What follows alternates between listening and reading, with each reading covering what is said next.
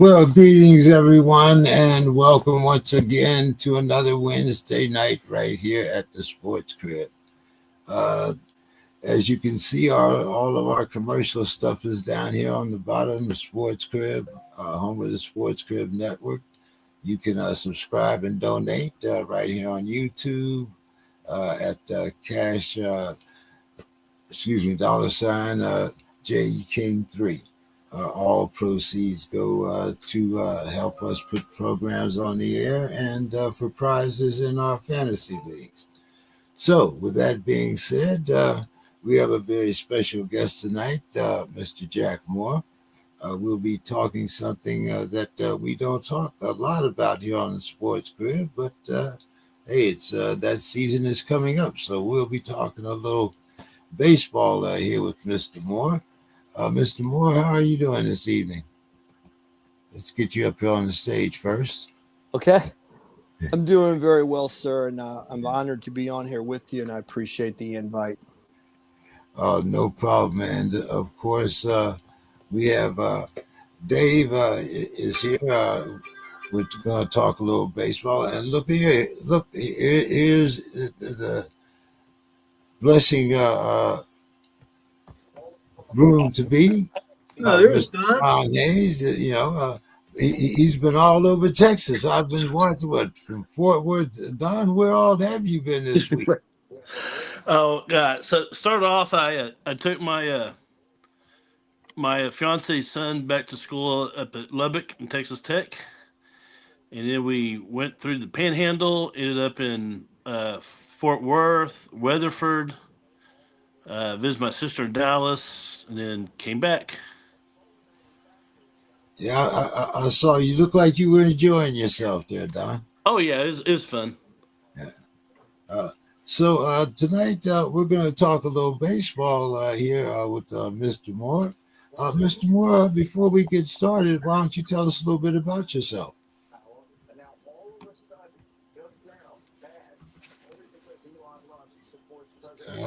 We can't hear you. Mr. Moore, can you hear us?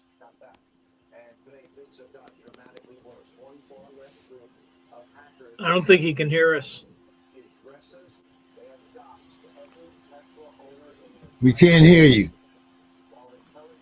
See if he's on mute. No, he's not on mute. Maybe on his side. Mr. Moore, can you hear us?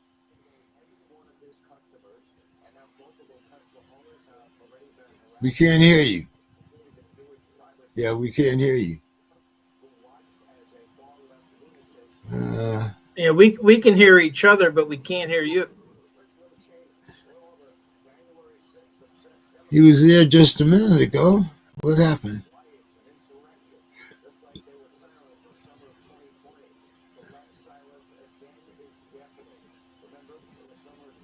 Still not quite understanding what's going on there. Maybe he's definitely not on mute. No, for some reason he can't hear us. We can't hear you.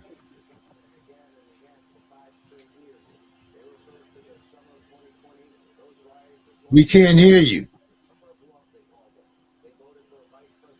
No.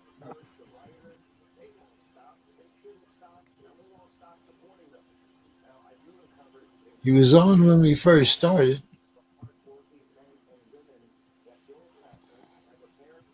Let's see, maybe if we take him off and bring him back on, see if that'll do. I don't see though. Can you hear us now?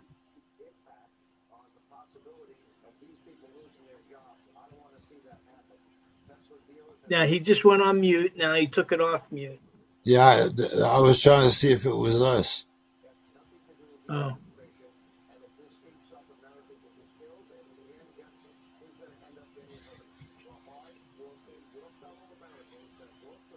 It was working fine a minute ago.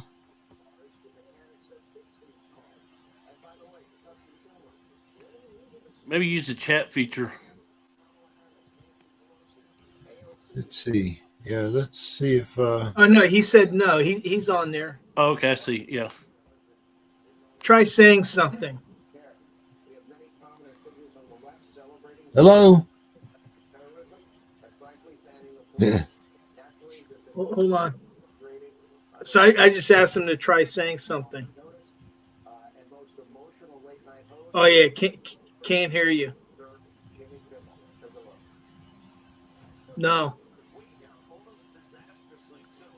Maybe he should try logging out and logging back in, or leaving the studio and coming back Yeah, on. yeah, try that. Let's put that in the chat. Maybe if he comes back.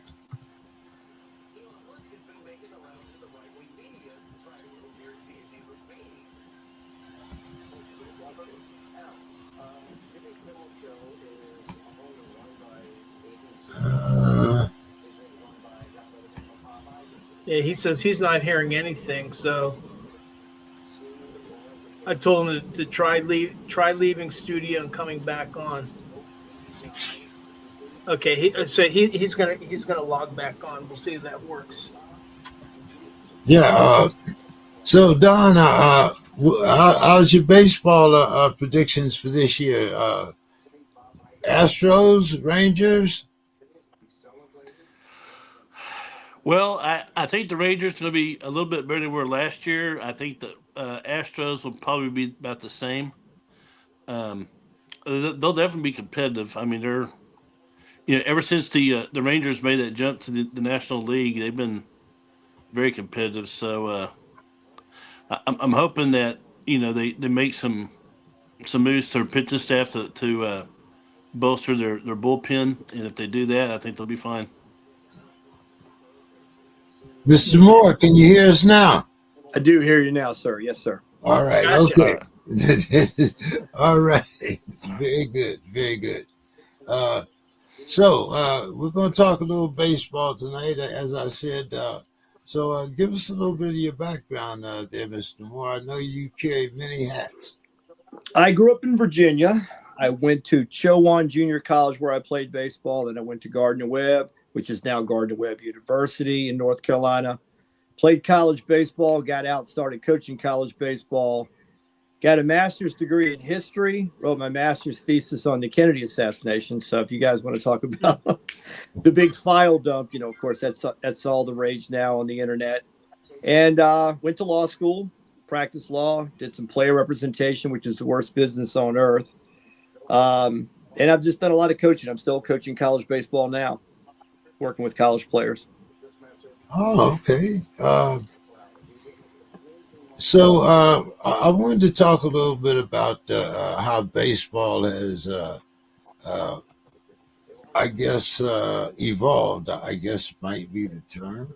But I want to start a little bit about the history of baseball.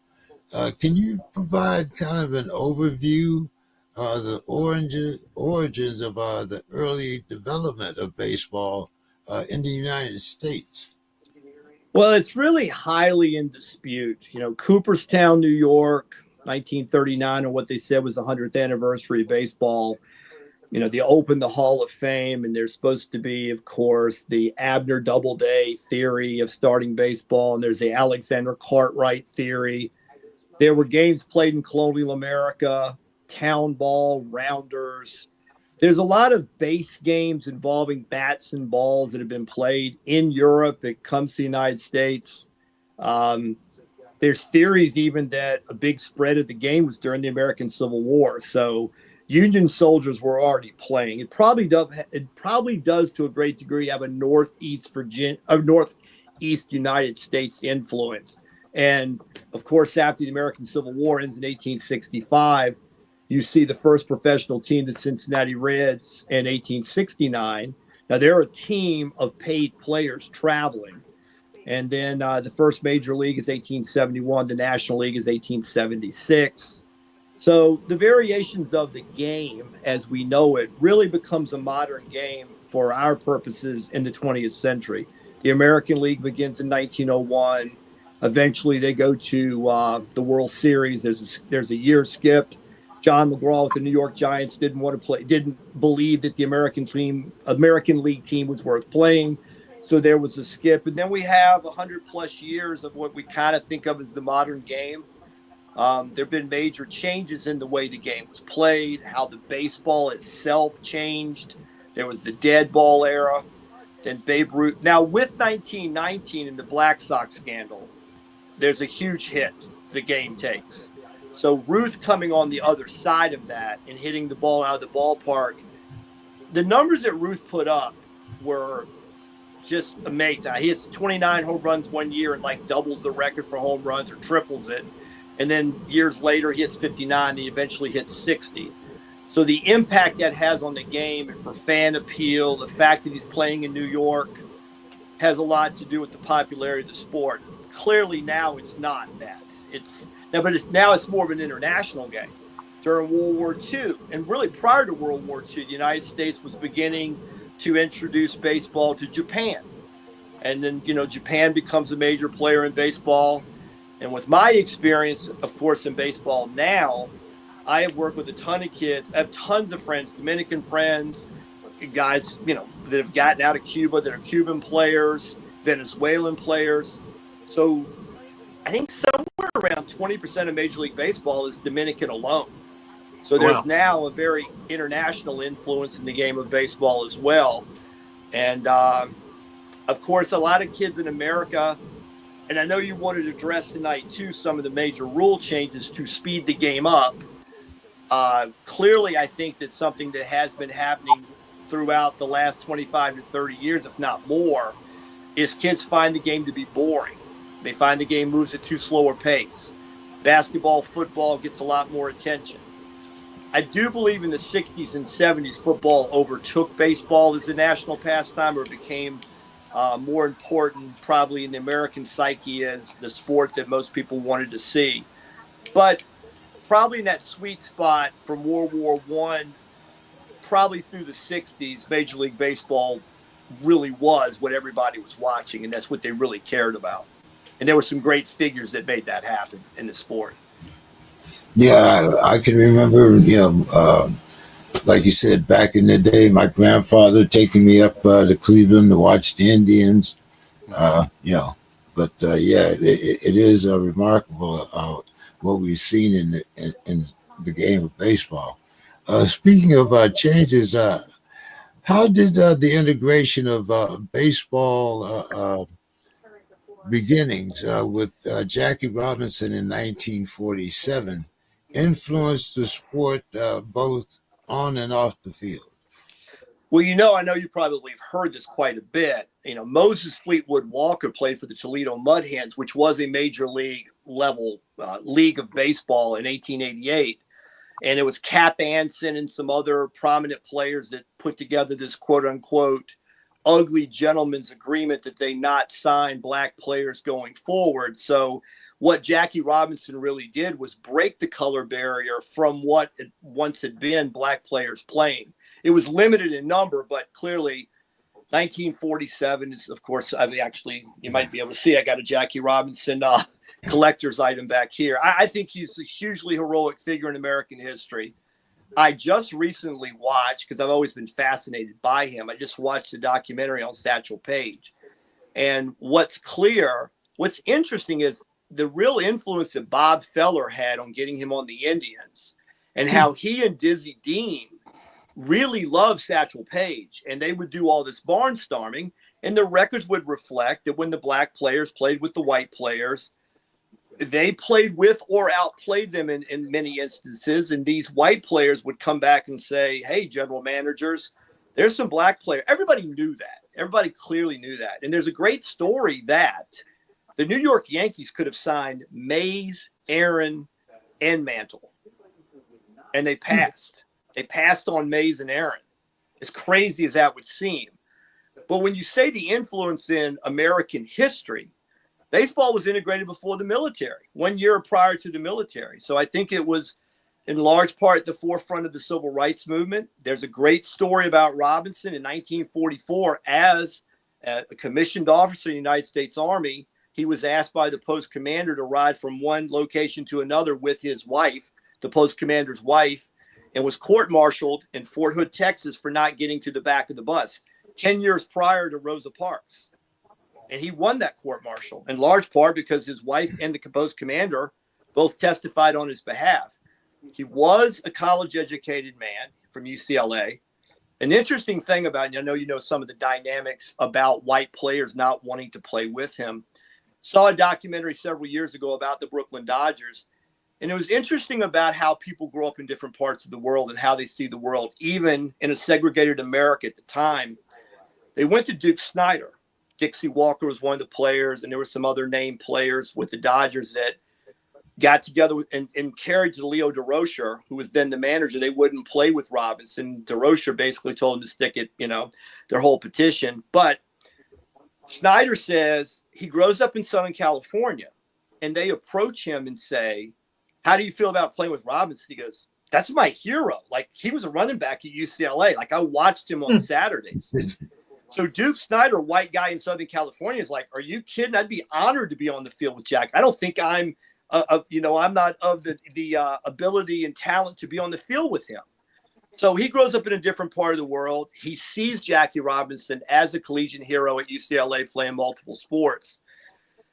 He died at 53, Robinson, diabetes, and some other things. And some say he died of a broken heart. Yeah. Sad story. But I'll tell you another hero in all the race relation stuff is Ted Williams. I think, a lot of players love Ted Williams. Satchel Paige loved Ted Williams. Ted Williams in 1966 at his induction in the Hall of Fame was the first man to stand up on that podium and say black gentlemen needed to be in the Hall of Fame that played in the Negro Leagues.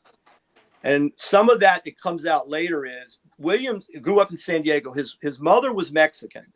And he caught some of the slurs or he caught some of the glances and things of his mother being Mexican.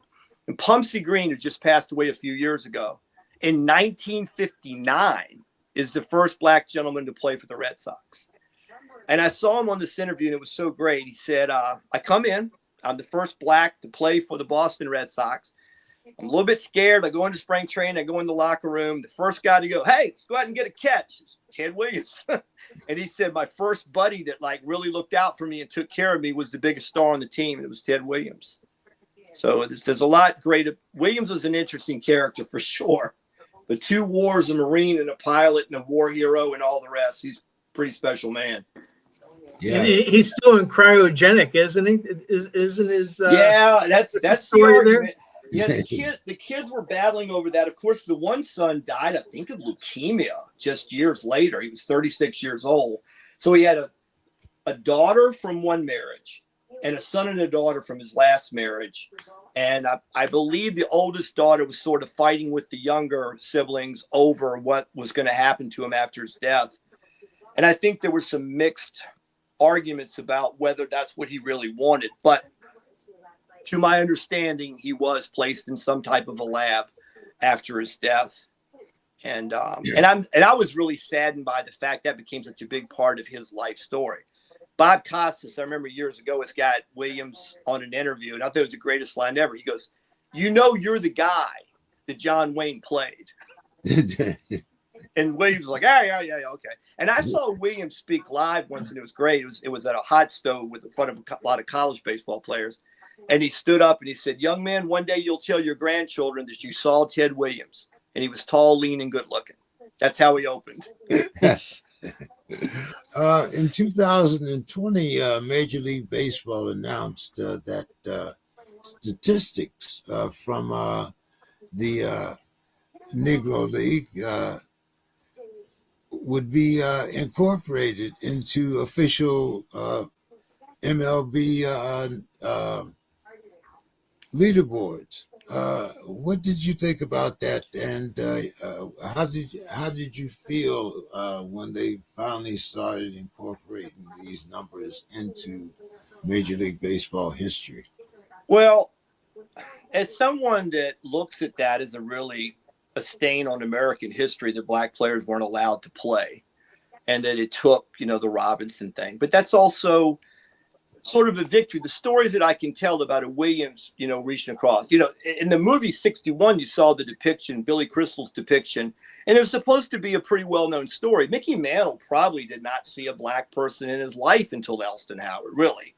But Elston Howard, as a young player, the first black to play for the Yankees, said when they were in St. Petersburg, Florida, and couldn't go into an all-white restaurant, he would sit on the bus and eat dinner with him. That's Mickey Mantle. Why? I mean, why would Mickey? So Mickey Mantle's a pretty squared away guy.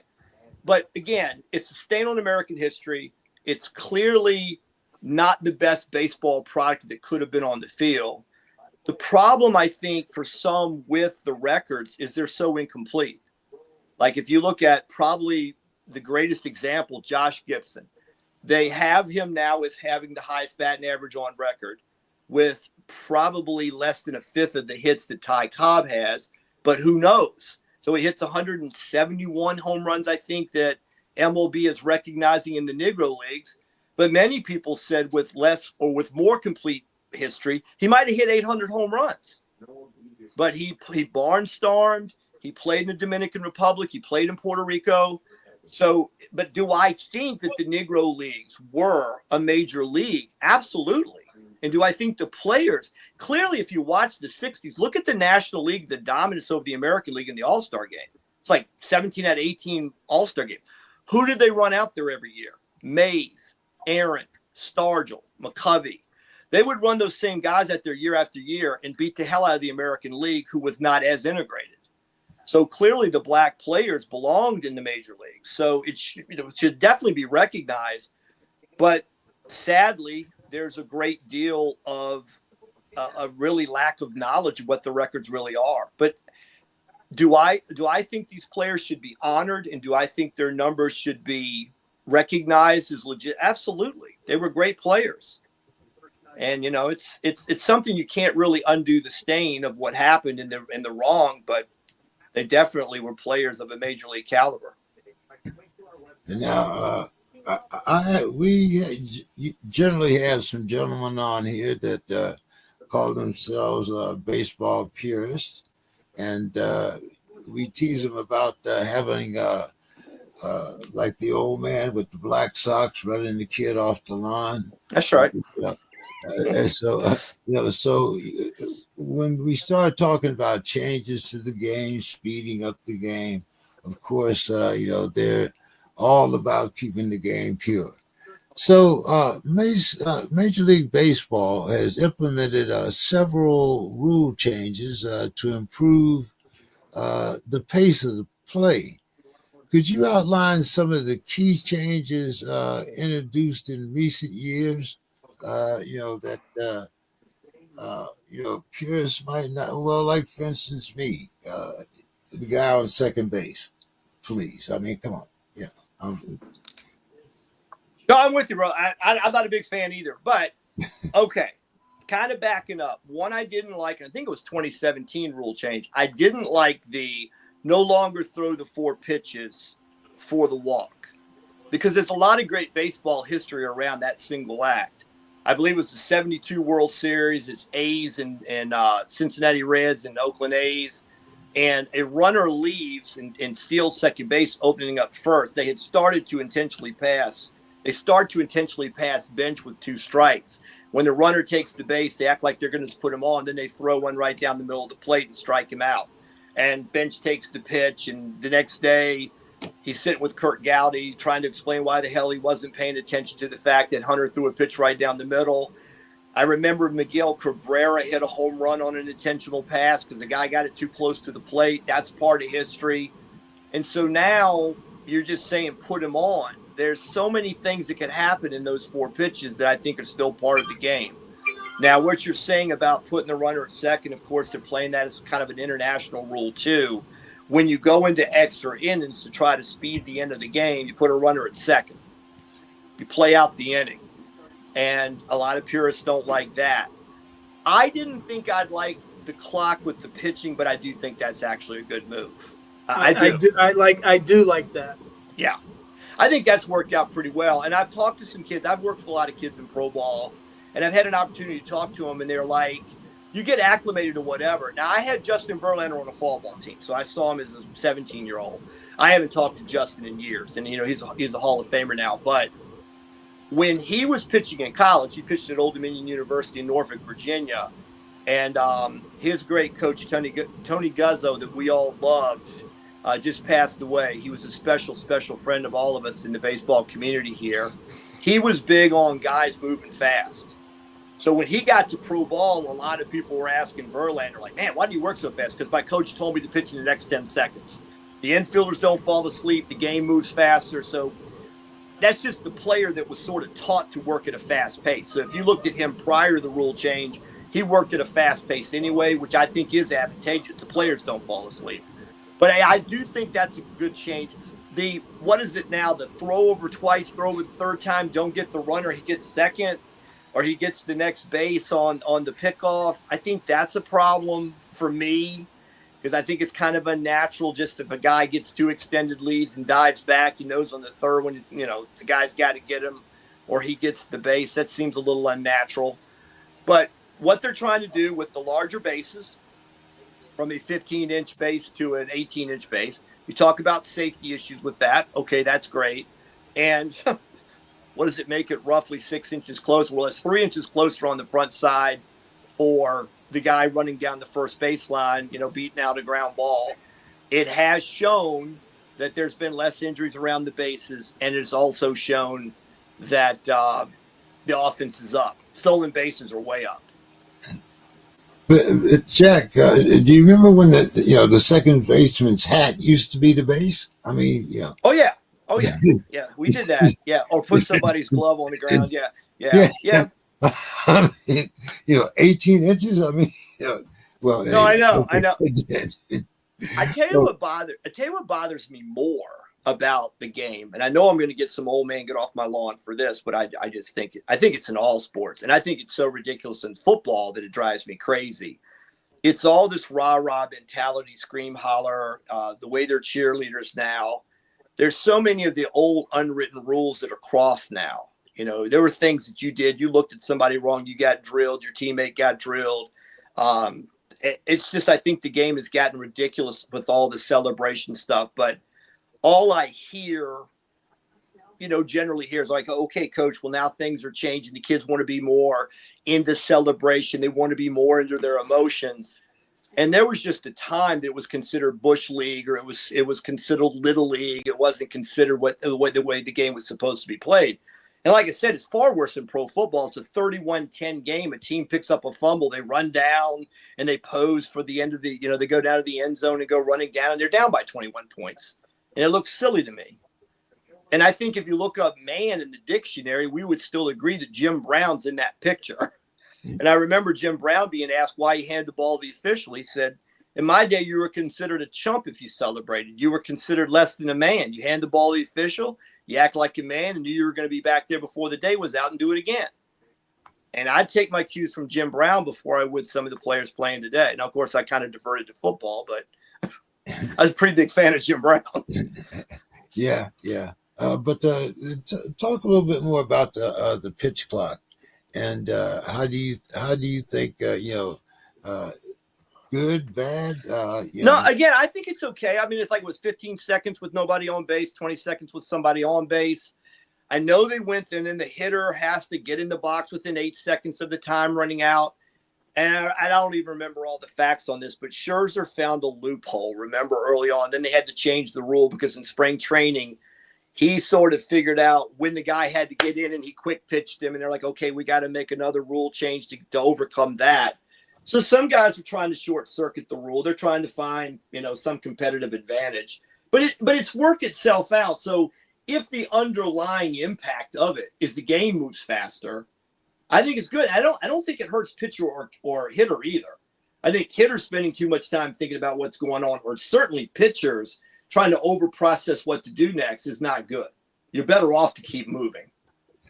Just from a fan's perspective, I go to a few Pirates games, unfortunately, every year, but it's really not very noticeable. It's not. No, I agree with you. It's just that, maybe you drink one less beer. I mean, that's what it comes down to.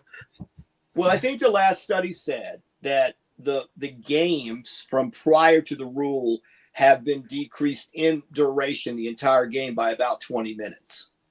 But it does make a difference. Yeah. Well, they're saying, though, that people, especially young couples, they got a couple of kids and they got them in soccer practice, that and the other. if they're going to carve out some time for the entertainment value of going to a ball game, they got to kind of know, can I work this into the schedule?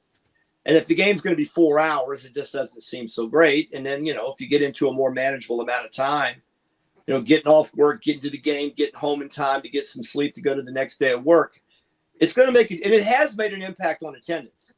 In that 20 minutes, that 20-minute time, that's a bunch of dead time when nothing's going on anyway. That's right. For the most part. So and that rule I kind of like, actually. I do too.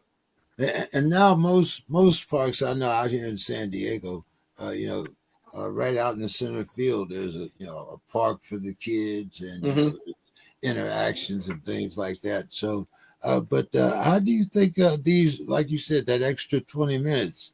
Do you think that it has an impact on fan engagement and the attendance of the games? Yes, because again, we're all hearing it. I mean, we could throw out ages, but I think all of us are over the age of 21, probably quite a bit, right? So we would all look at it like, if we grew up loving baseball, as I did, we kept score. Like, we literally took the time to learn all the positions on the field and what 6 to 4 to 3 meant. And we were into the game that way. So going out on a Saturday evening, a professional baseball game or whatever level, keeping score, being, you're sitting there like, okay, the count's this. Is he going to go? Should he steal it? You're thinking that way. We have a lower attention span society. There's no question about it. So if you're going to try to draw in younger people and you've got a game that appears to be very slow moving and boring, they're not going to watch it. And again, I think that's some of the other bells and whistles that they're putting in. But I coached in one of the fairly better, or what's considered or recognized as one of the better college leagues a couple of summers ago. And I really noticed the kids don't think in terms of, I want to play in the big leagues anymore. And I'm not kidding. They're really into who on social media had the best bat flip. This is kind of what I was alluding to earlier. Is how did they show up the last pitch? Like, oh gosh, look, you flipped the bat 47 feet. And I'm like, that's what you guys. Because when I was growing up, like, Yastrzemski was my favorite player. Then it was Jim Rice with the Red Sox. And you would get the one day a week. You might get, Mel Allen doing baseball this week in baseball. And you got a sense of a little bit of what happened in the last week. And you watch the highlights to see the greatness of the players. And I think more they're into now, they're into the spectacle of it. But if that's what's getting, MLB is a business. They got to get people in. They can't be purists and make no money. That's true. Looking ahead, is there anything, are there any additional rule changes that you see maybe coming down the pike to influence the pace or the excitement of the game?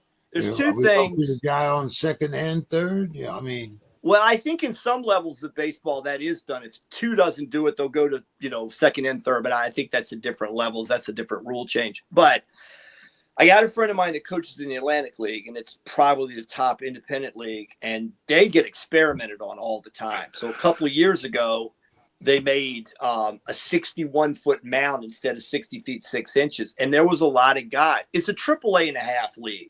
So you get a lot of big leaguers that are trying to get a second chance. They're 29-year-old guy that's had some time in the big leagues. They don't want to put up bad numbers. So it really hurt them in getting players because they didn't want to go to this experimental distance.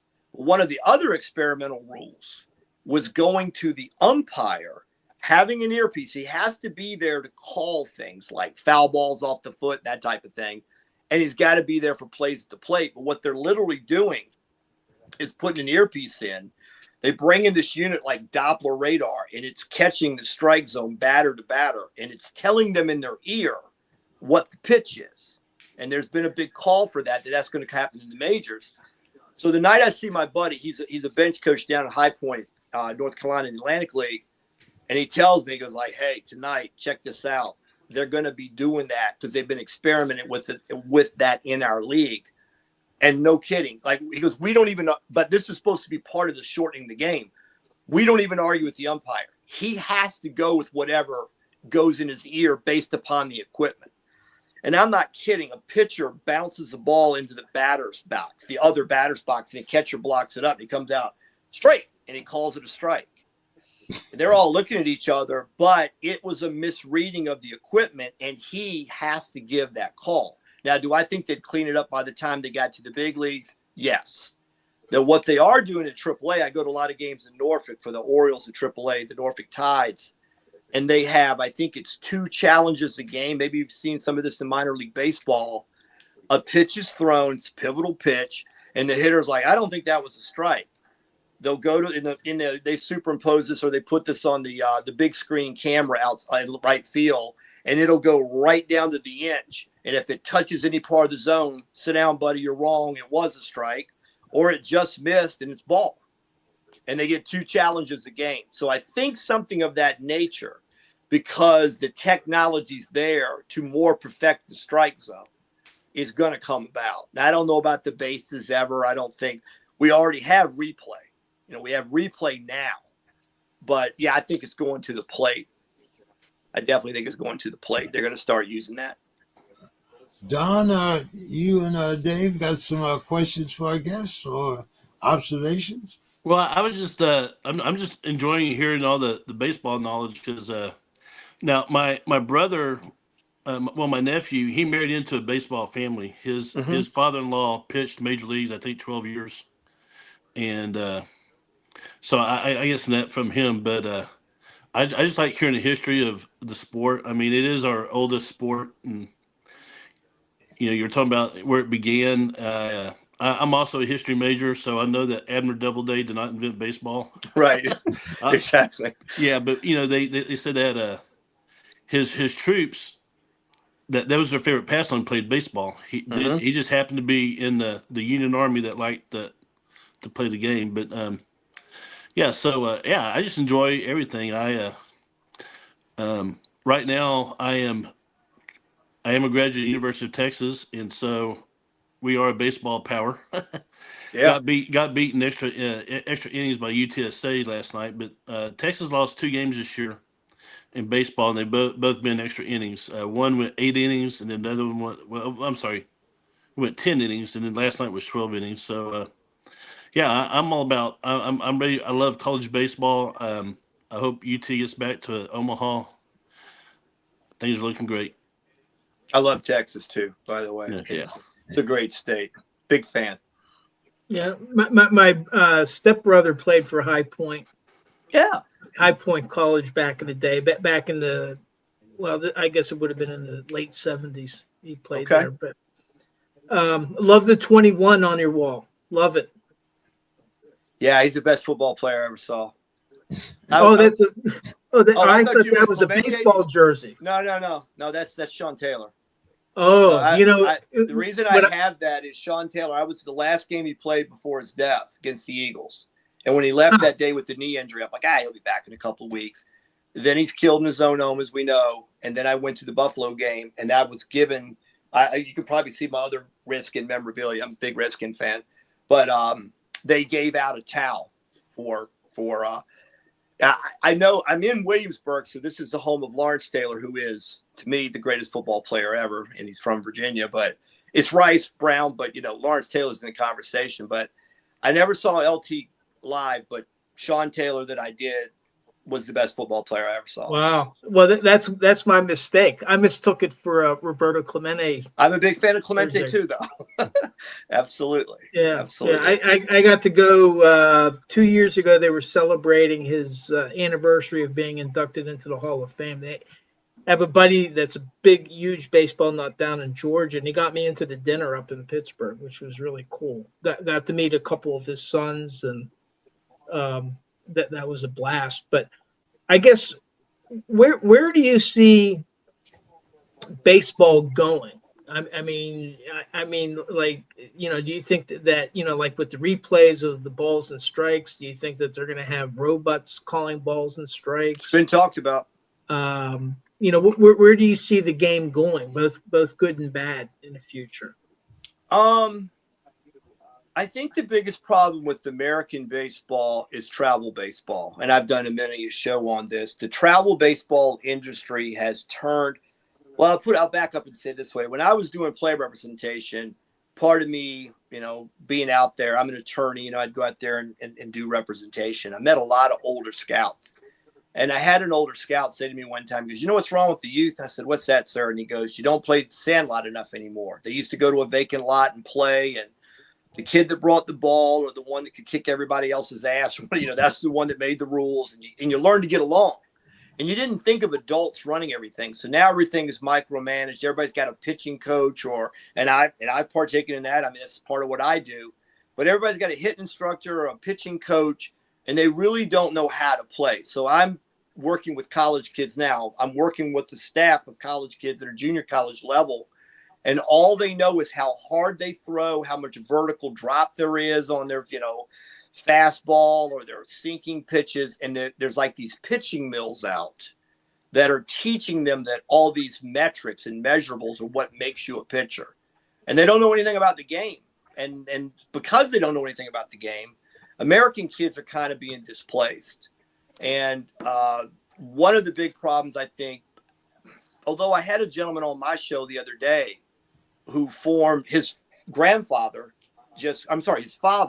just recently got an award for the Virginia Coaches Association as starting the first all-black Little League in Richmond in Virginia in 1966 because he couldn't play. And then they took in all kids. They started as a black Little League. They took in all kids. And I was talking to him about Major League Baseball, as far as black participation, American black kids is below after Jackie Robinson integrated the sport. Now, the black kids I work with in pro ball tend to say, "Yeah, coach, I get a lot of, why aren't you playing basketball and football?" So culturally, black kids just aren't playing. And, I think it's sad, but you can't force kids if they don't love something to do it. But I think the very thing I talked about when we hit that sweet spot of the 60s and Stargell and Aaron and Mays and those guys were playing, those kids just aren't playing as much. Yeah. And so I mean, the black kids are dual sports, Often.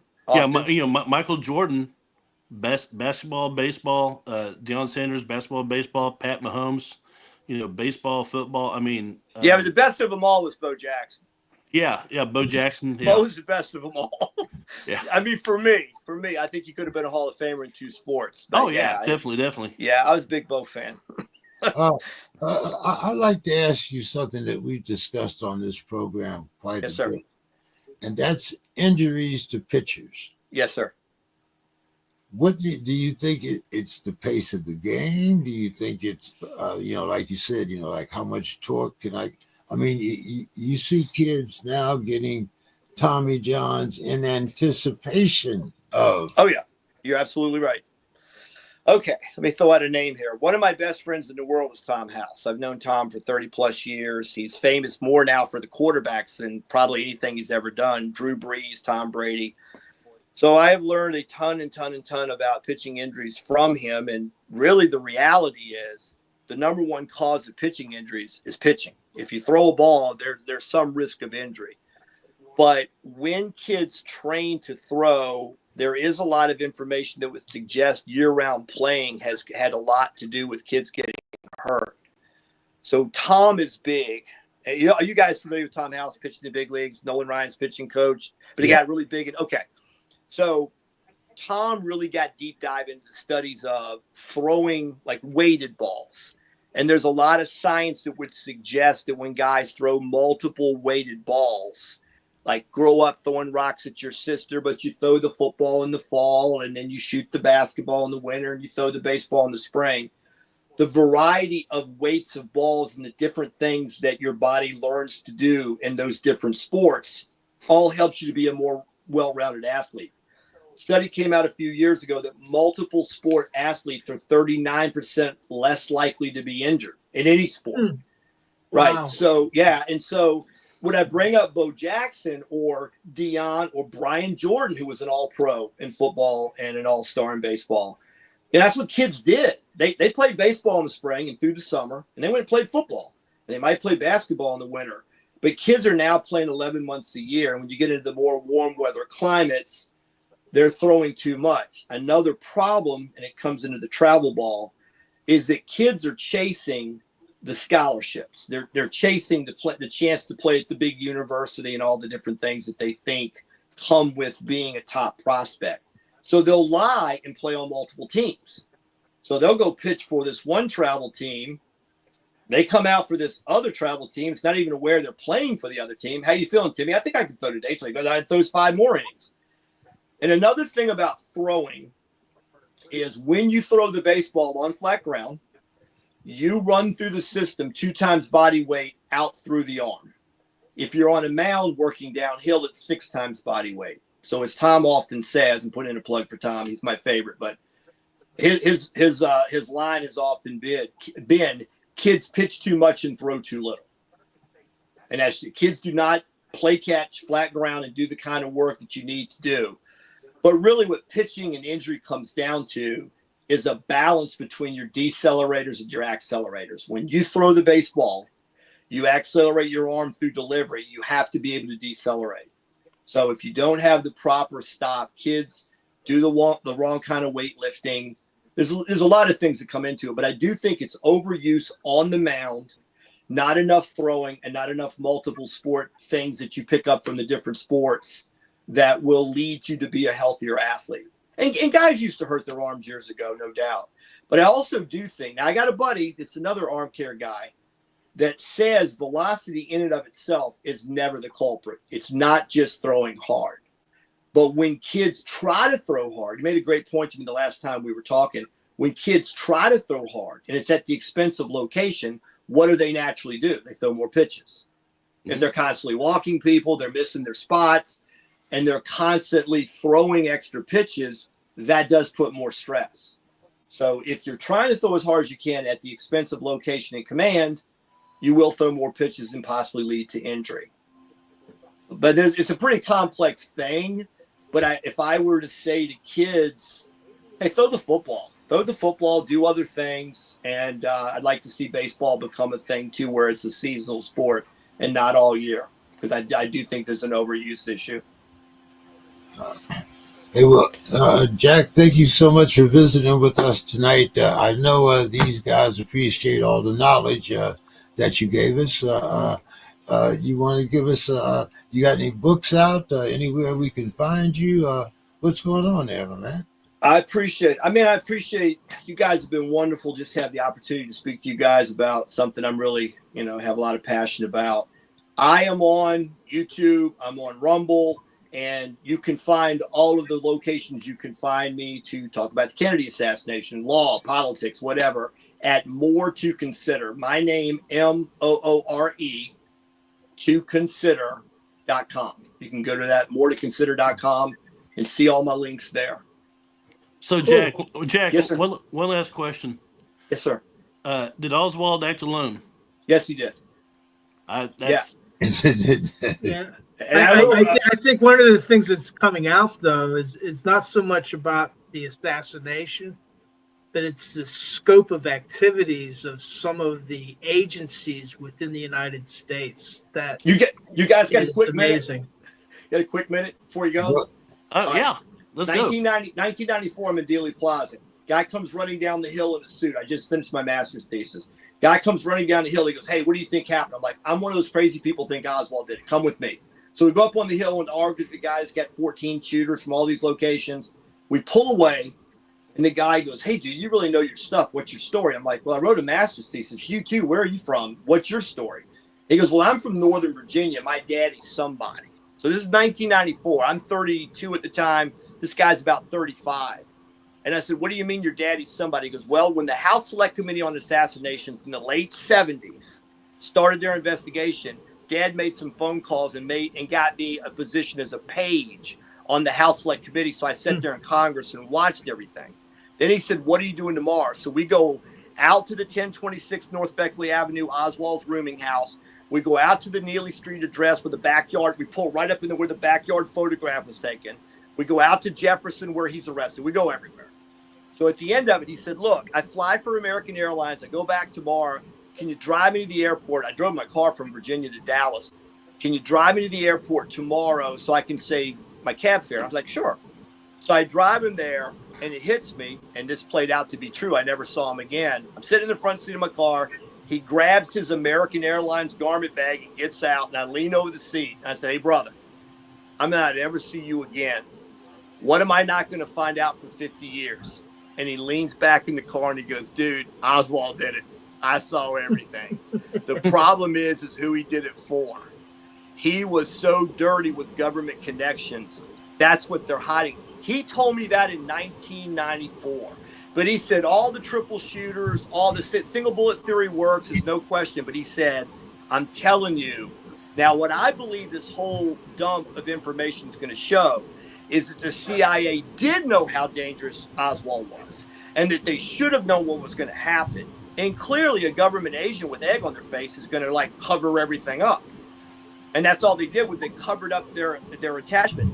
Dulles sat on the Warren Commission and knew they were trying to kill Castro through the mob. The CIA was in bed with the mob trying to kill Castro. He never told Earl Warren or the rest.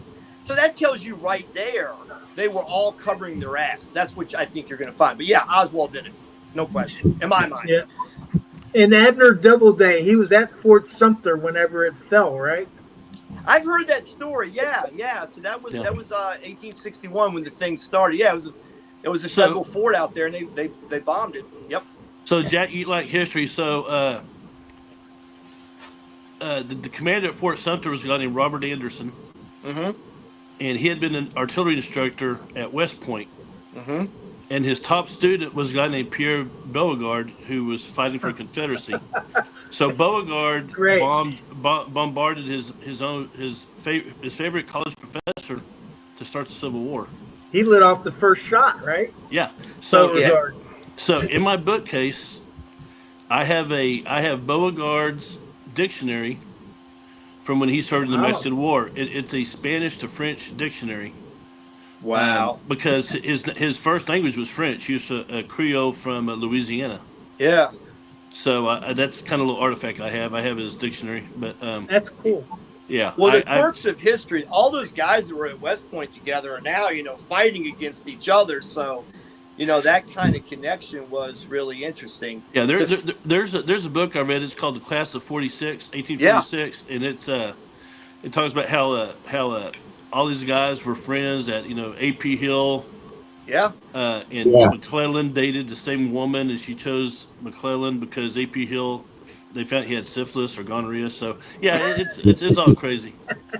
But I always thought that the thing that was the most interesting is how Booth's brother saved Lincoln's son at the train station. At the train station, I just thought that was the most interesting. And would not have known really what the impact of that was. And kept him getting crushed between the car. And that's something. We have our own history podcast. Okay. I'd be down on it. Well, I love that. Yeah. You guys are awesome. We got to do this again. Nice meeting you, Jack. Yeah, man. Definitely will. I thought I'd surprise. Like I said, I thought I'd surprise the guys with a little baseball talk tonight. So I will definitely be looking to have you back there, Jack. And we appreciate your time, my man. God bless you, gentlemen. Take care. Take care. Thank you, sir. Bye-bye. Bye.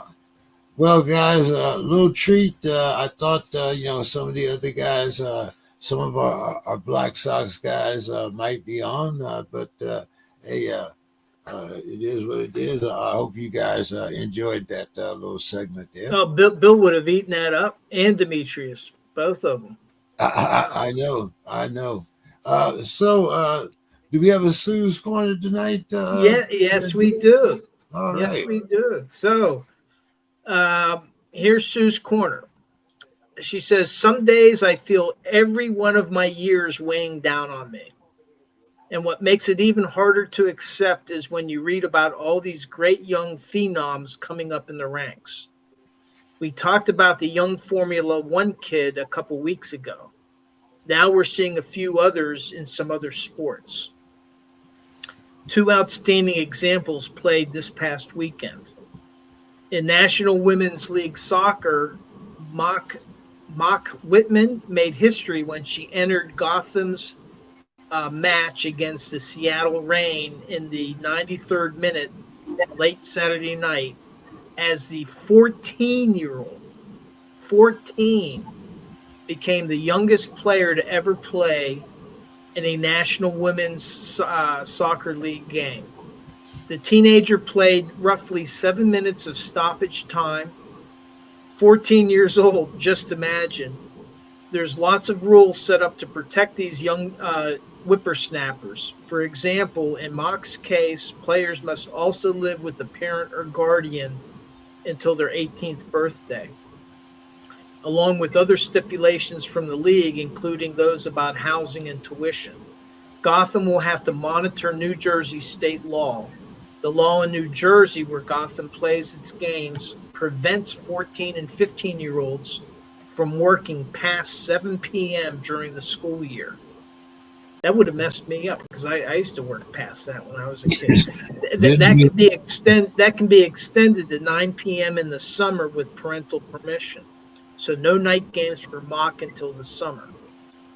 The other kid that really showed chutzpah was 16-year-old Mira Andreeva, who defeated number one Ariana Sabalenka in the finals of the Indian Springs Paribas Open last weekend.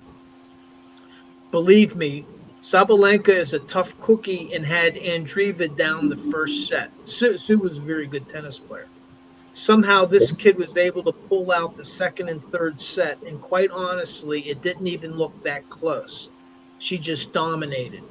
In Dubai, she became the youngest winner of the WTA 1000 level tournament, the tier just below the Grand Slams, since the format started in 2009. She is the youngest women's player to appear in the final at Indian Wells since Kim Clijsters, who was also 17, did it in 2001. Both of these kids will be worth keeping an eye on. So that's Sue's Corner. So, Yeah, I remember Cloisters. Yeah, when she was the phenom. Yeah, yeah, but 14 years old playing in a major league soccer. I remember in D.C. when they had a professional team here, and there was a young kid. He was like 15, I think, that played for them, 15 or 16. But that's unbelievable. yeah, yeah. I mean, you can go back to Pele, I guess, for the some of the youngest phenoms to play, especially soccer.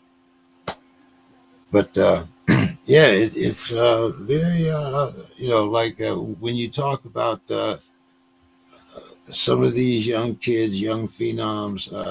They come in every sport, like you said. Last week we were talking about a guy that's racing cars at almost 175 miles an hour. Yeah, All right. you know, yeah. Uh, some of our younger generation are really to be commended. They're not all gang members or sitting around trying to do bad stuff. But Or let's talk. keyboard jockeys. There you go. uh, let's talk a little March Madness here. Don, I noticed that you were a little upset about the Longhorns men's team making the big dance, but you weren't. You were kind of happy about the ladies. Yeah. What's happening there, Don? Well, so I wasn't unhappy that Texas made it. I was kind of like, well, so let me explain this. You can be like flabbergasted that they made it because they don't deserve to be there, but they're in. They're in. It is what it is, and so I'm going to cheer for them, but they don't deserve to be there. They. I mean, but they're not the only team that doesn't deserve to be there. Apparently, North Carolina isn't belong there either. So now the women, number one in the nation, they're number one seed. They'll probably get to the Final Four. They'll probably be in a championship game. Should be. But the men, they're. I mean, Crystal Conte, the athletic director, it's been leaked that Coach Terry has to win 2 games in the tournament to keep his job. Well, they're up 41-28 over Xavier at the moment. in the play-in, but then they got to play.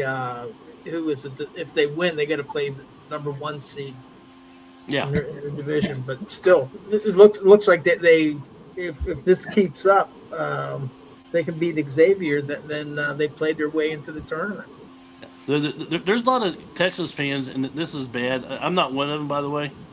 But if you go to message boards, they're hoping that Texas loses, so they can go out and spend and drop the bag of money on a top coach. If you look at Terry now, I like Coach Terry. He's a great guy. Um, he recruits well, but if you look at his overall record, the places he's been, he's a 500 coach. He's he's just not. He hasn't been like ball busting that type of guy. Just so there's a lot of people out there who wants to bring in the next Coach K or whatever. So, Don, you got any favorites for the tournament?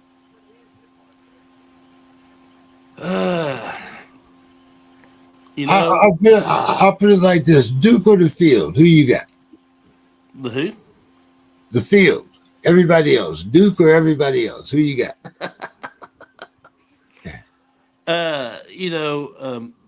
Auburn has been playing great all year. They are SEC, but I really don't have a clear-cut favorite right now. I think that because it is March Madness, there's going to be a team out there that's going to go out and pop someone unexpectedly. And what team was it? God, who was it a few years ago? They had the good luck nun. Was it Villanova? No, it wasn't. It was a Catholic school. Sister. No. Was it UConn? No. Oh, the Cinderella team. Yeah. That one coach. What was it? Loyola? Might have been Loyola. Yeah, I think it might have been Loyola. Yeah, I know it's a Catholic, but they had a good luck none. I mean, no one predicted that they'd be out there. And every year it seems like Gonzaga is always a player. I mean, so you just never know. That's what makes this time of year so interesting. And it will be in San Antonio. So I'm looking at talking to my brother and his connections, see if I can't get me a ticket or two.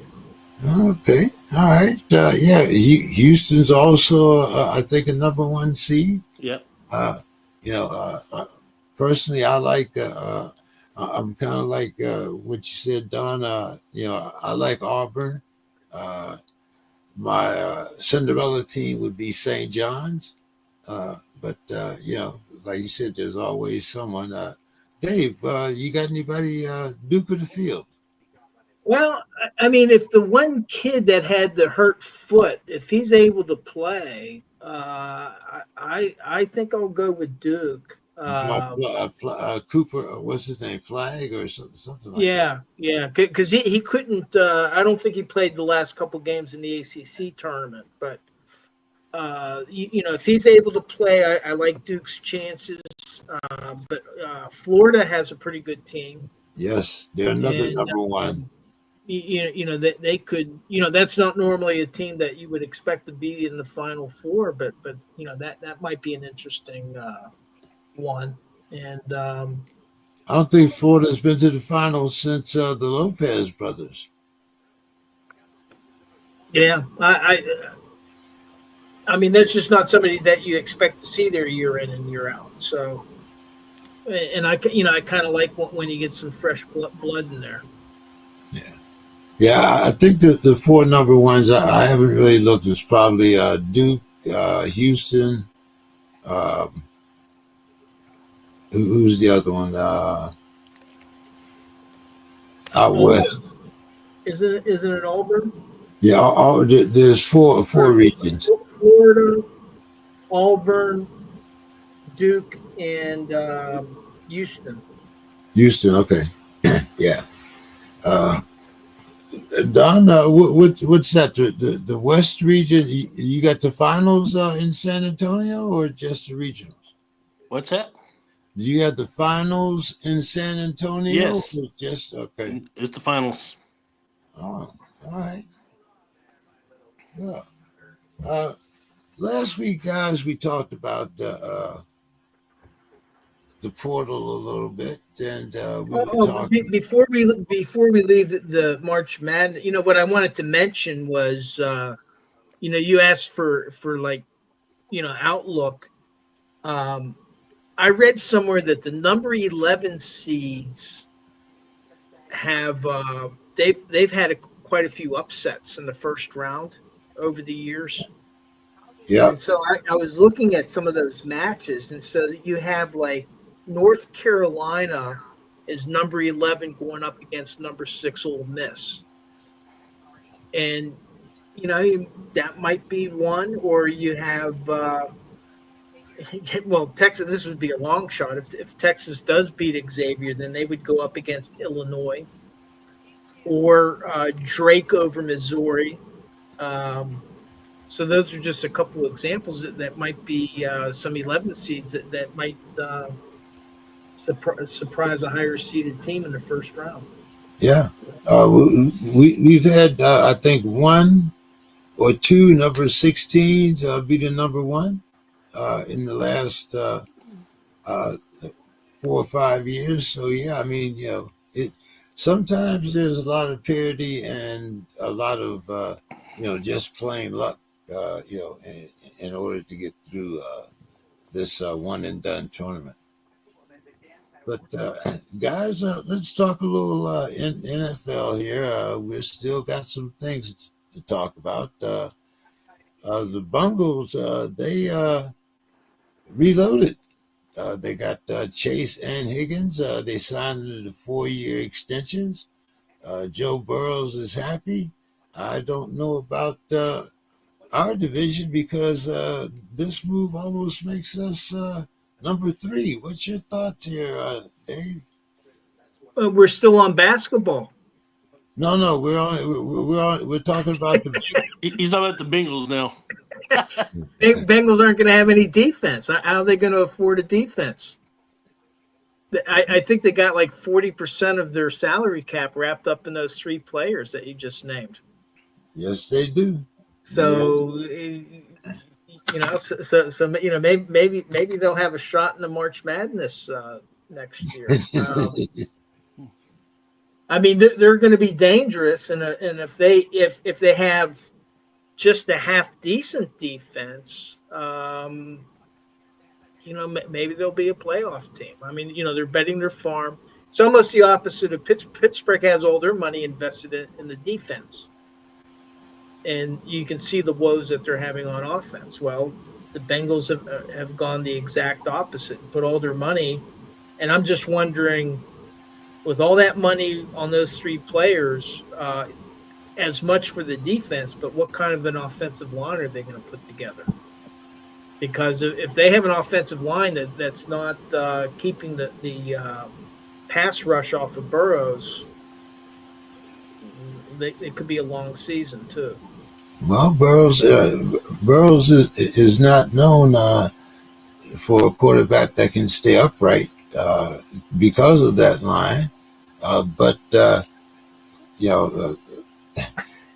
it's hard to, in some cases, to outscore them because that's like you said. That's what they're not planning on stopping anybody. They're planning on putting 35 or more points up on the scoreboard, and then you catch up if you can. Uh, Don, what do you think about uh, this move here by the Bungles getting T. Higgins and Chase signed? And Joe Burrow's happy, but as Don says, what are they going to do for defense?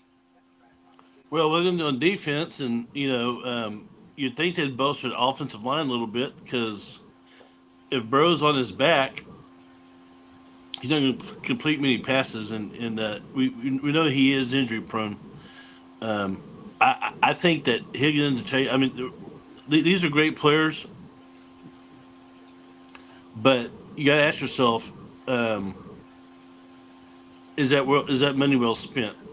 I'm not saying they're not worth the money, but is it well spent? I mean, you have to even out your roster. You know, you have to, um, like Dave said, get yourself a defense, man. Get a couple linebackers, some secondary guys. You can never go wrong with the defensive line. I mean, do something there, you know, because they'll get rolled again if they're not, if they're not careful. Yeah, and you can't do anything with the Joe Burrows on his back. Yep. They proved that they've proven that at least the last 2 years. Well, last year he was relatively healthy, and you can see what he did. But once again, you need that O line. Don, the Redbirds, they did something that I was hoping that my Steelers would do, and that's they signed Cooper Rush to a backup deal uh, for to back up Lamar Jackson. Rush signed a 2-year deal, incentive laden, worth up to 12.2 mil. Uh, Don, were you surprised that the Cowboys let Cooper go that for such a low amount? Well, okay, so every Wednesday you ask me what I hear coming out of Dallas. So I'll tell you what I heard. Uh, Jerry Jones is going to draft a quarterback Hmm. that is going to wait in the wings until Dak's contract runs out. He's gonna dump Dak Prescott like I got dumped the eighth grade social dance. So, and the rumor is it might be Quinn Ewers at UT. We'll see. Oh, Yeah, Ewers. I know Quinn was being interviewed by the Steelers a few weeks ago, and now he's been hanging out with the Cowboys, and of course he is from South Lake Carroll, which is a suburb of Dallas. So we'll see. I mean that would be that would actually make me uh, pay more attention to Cowboys if Ewers is there. okay. What do you think, Dave? Well, I think it's a nice move for Baltimore. In our Steelers town hall Monday, some people did talk about Cooper Rush. What I didn't realize, he's 31. You know, he's not a spring chicken, and so Pittsburgh went with Mason Rudolph instead. Um, but he's like as a starter, I think he's like 9-5. He's had like 14 or 15 starts and doesn't have a bad record. So I guess for Baltimore, it's a good move because they got somebody that's shown that he can step in if Lamar goes down for a couple games that can keep him going because that's a talented team. And so he put up some statistics with Dallas that has some talent, and I think it's a good move by Baltimore. Yeah, I do too. Like I said, it kind of scares me because I thought that he'd be on the market, and I was hoping that we'd go after him. Uh, $4 million difference, most of it in incentives. Uh, but maybe the Steelers, I guess they know something that at least I don't anyway. Well, I Uh, think they got Rudolph for like around 4 million. 8. Well, it was a 2-year deal. Wasn't it a 2-year deal for 8 million, or was it It for was a six? two-year deal for 8 million. Yeah, Uh, so 4 million a year. yeah, Yeah, and Cooper is making 6, maybe. Like I said, it's a lot of incentives there. I think he has to pay I him. think he's going to be sitting on. I mean, unless Lamar gets hurt, I don't know how. I don't know what his incentives are, but I don't know. Right. Will he get a chance to make them? Yeah, that's what I'm saying. So roughly, unless he, you know, makes those incentives, he's still making around maybe five You know, mil a year. which is the which is still a bargain.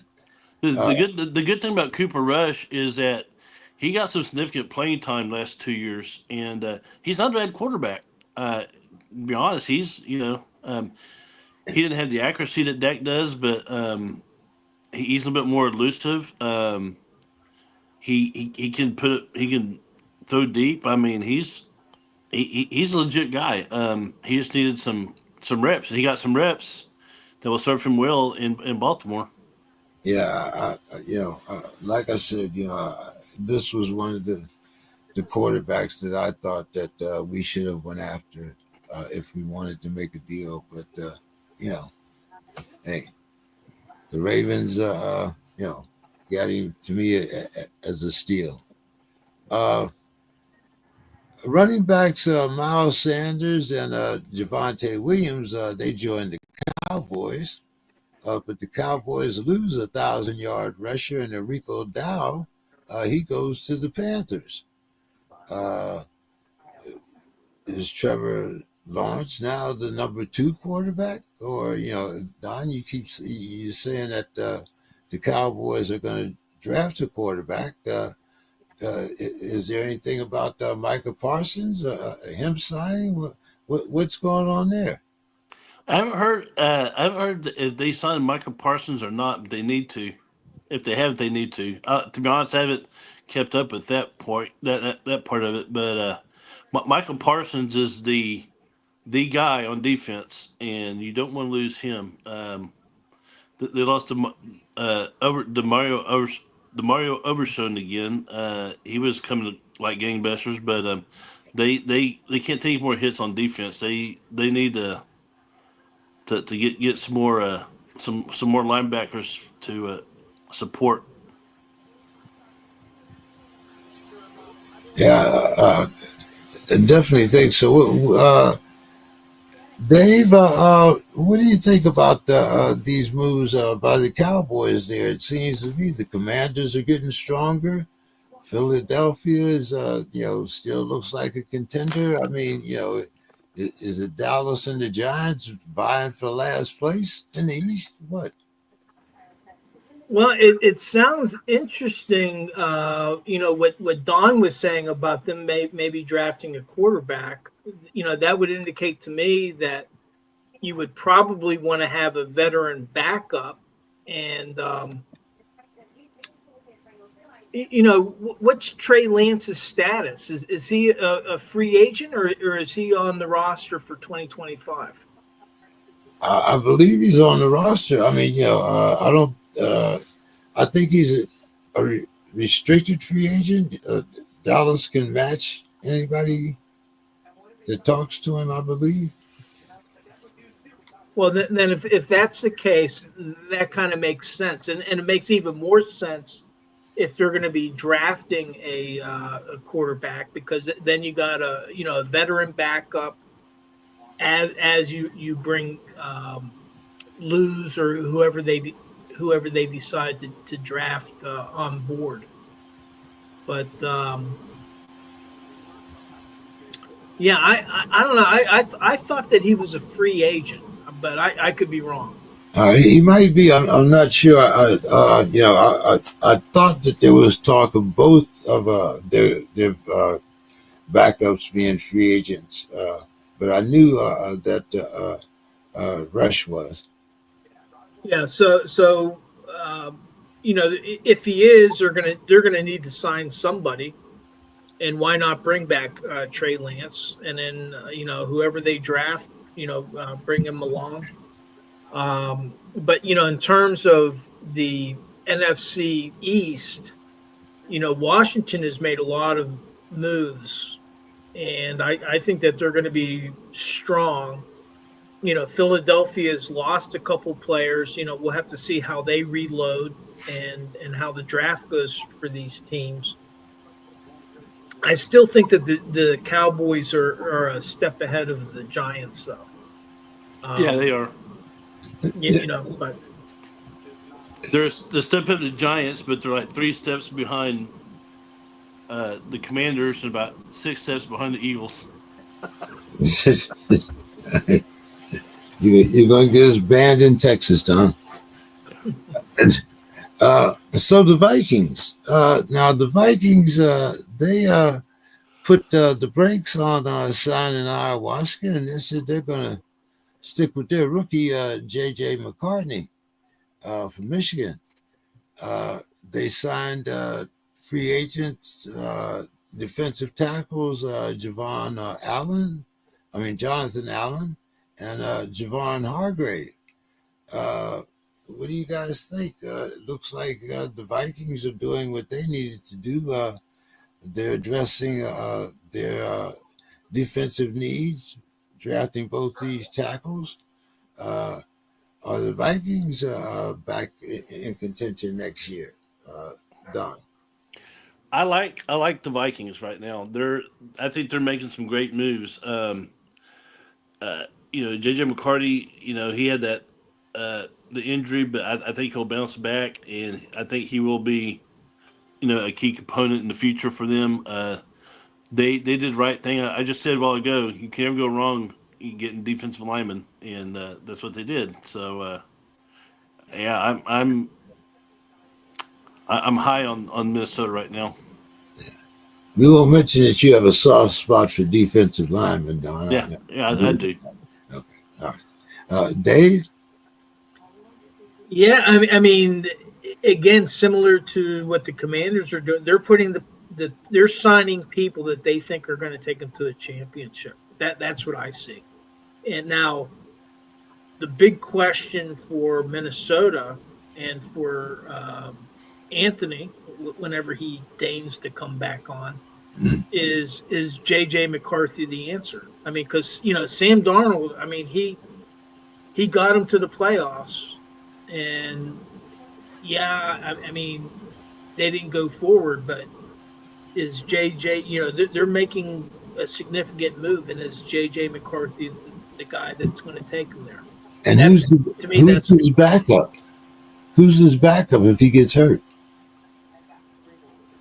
Oh, I don't know, but it's a step down. I mean, in order for them to move, they're going for a Lombardi. These are the types of moves that they're doing, and it's going to ride on how JJ McCarthy performs, and so that to me that's the gamble that they're taking. If they have to go to their backup, well now their chances of getting to the Super Bowl are diminished, and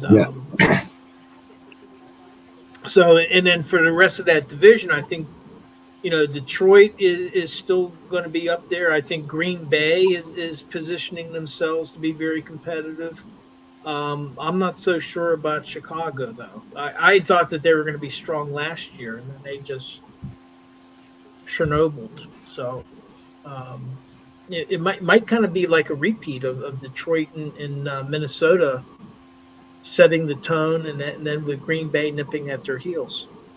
Yeah, another season where maybe the NFC North might be the most competitive division. Don, and the cup runneth over. The Seattle Seahawks, they signed Cooper Kupp, and then they also acquired defensive end DeMarcus Lawrence from the Cowboys. What do you think about the Seahawks out there in the West, their NFC West, Don? It seems like the 49ers, they're getting a lot of their bones picked, a lot of free agents leaving, including, Debo. They lost Debo, yeah. Yeah, possibly, an Ayuk trade, so, they lost their backup running back, Mason. He left also. So, they're talking about giving Purdy an extension, but, this might be a 1 or 2 year rebuild for the 49ers. So, what's your thoughts about the moves that the Seahawks have made here lately? Yeah, I thought the Seahawks did not go to the 49ers. The Seahawks, again, they're like the Vikings. They address their needs.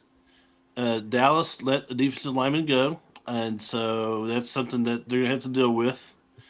Um, it doesn't matter who's behind.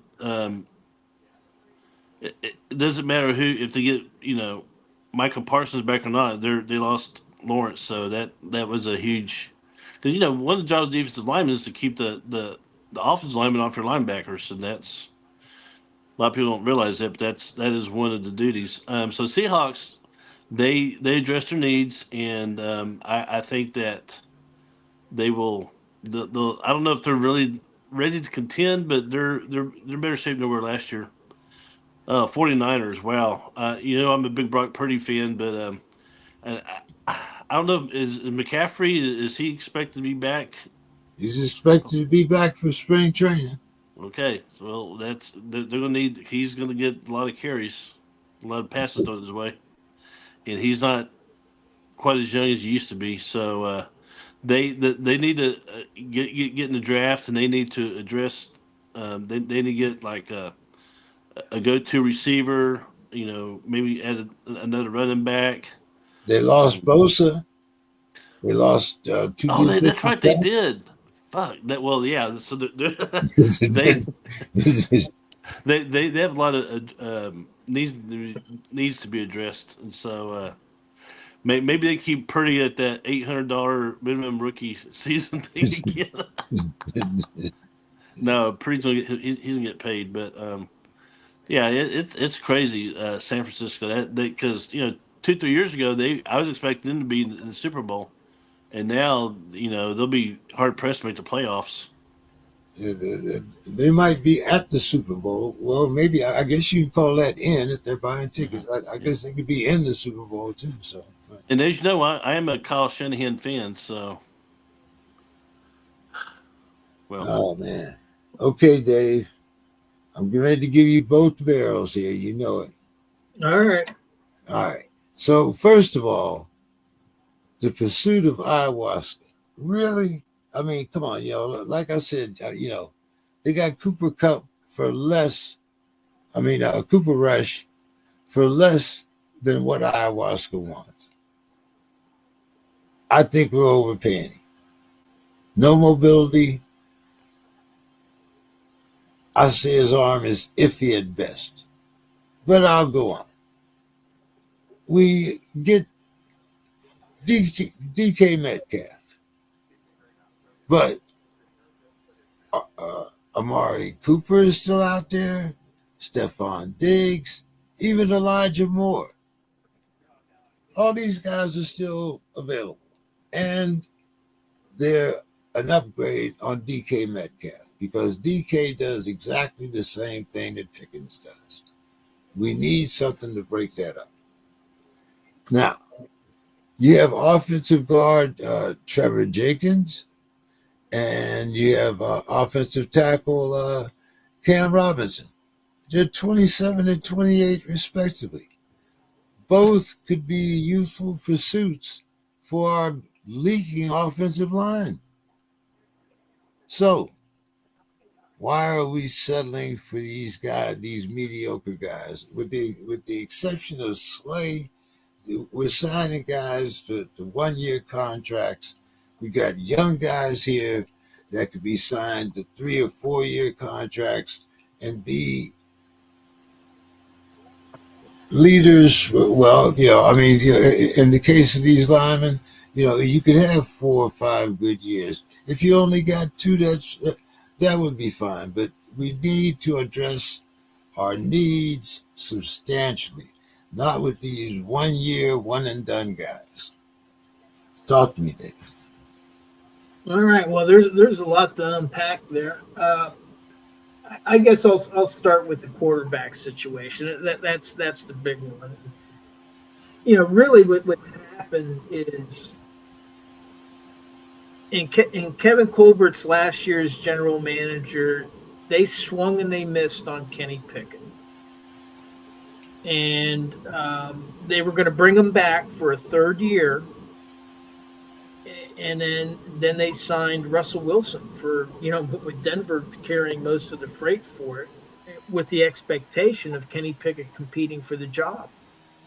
And Kenny Pickett apparently didn't want to compete for the job, and made it known that he was unhappy, and he got traded to the Eagles. So then we ended up with Justin Fields, again, another bargain for 2024. And so it's like, okay, we got Wilson, we got Fields. Well, one of these guys is going to emerge as a starter for 2025. Well, Didn't happen. didn't happen. And what's interesting is that the Steelers did make Fields an offer. He waited until the tamper period, which I predicted that was going to happen. It only made sense. And then he ended up getting a $40 million deal, a 2-year deal with the Jets, with $30 million of it guaranteed. So that's $20 million a year.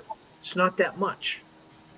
And I don't know if the Steelers countered it, but they didn't really act aggressively to keep him, and he left. And what's really kind of strange is there's really been no news about any types of talks between the Steelers and Russell Wilson. There's just been like radio silence. Yeah, like shipping off to the Browns. It's fine. And all of a sudden, yeah, he's visiting Cleveland. He's visiting New York, and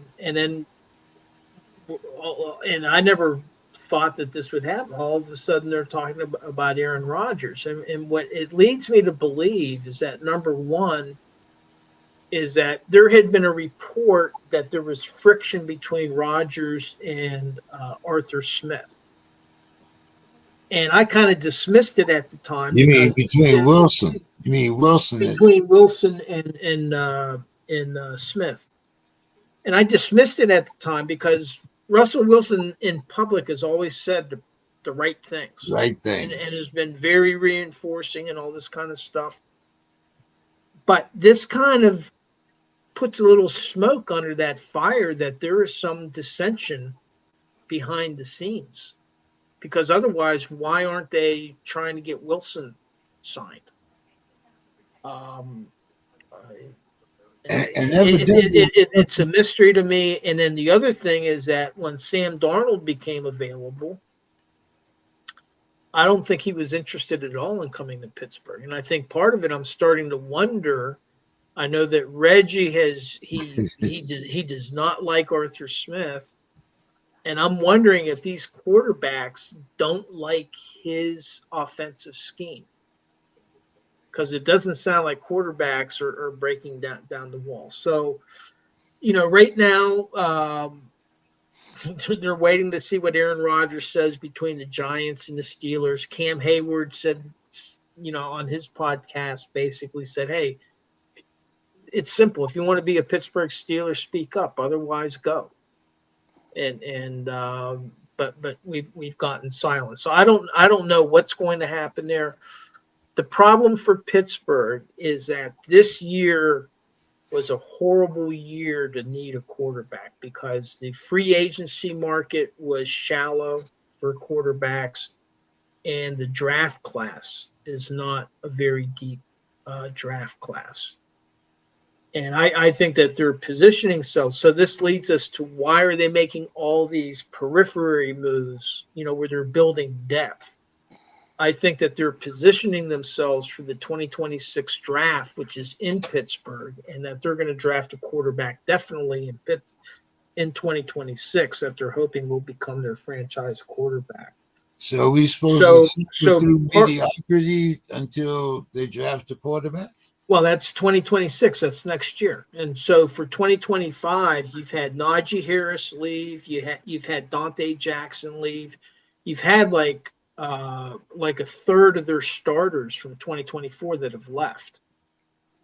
And by signing these by avoiding signing these high profile guys, I think that they're trying to build up compensatory draft picks for next year.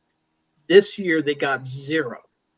And I think that they're banking on 2026 in order to have 3 maybe even 4 compensatory draft picks that they can use in order to trade up if they need, in order to get the quarterback that they want. And then the other thing is the reason on the defensive line that they didn't really target any real studs in the free agencies. I believe that they're probably going to draft a defensive lineman, which it's a deep class this year, with their first pick.